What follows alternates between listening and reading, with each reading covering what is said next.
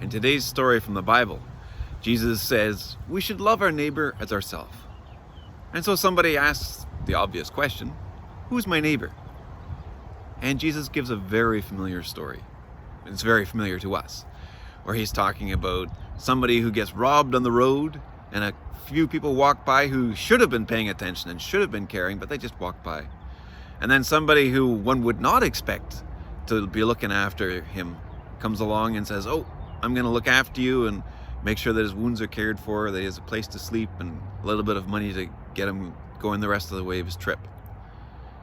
And so Jesus finishes the question with, so who is acting as the neighbor here? And we think of this story as being one that says, well, everyone is my neighbor and I should be loving everybody. And that's true. But the final words to the story is, who is my neighbor? Or who is the neighbor in this story?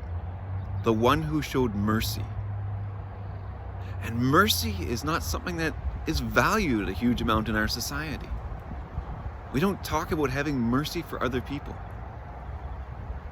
But in this story, Jesus is using that particular word to talk about how we act as a neighbor. Mercy is not something you earn.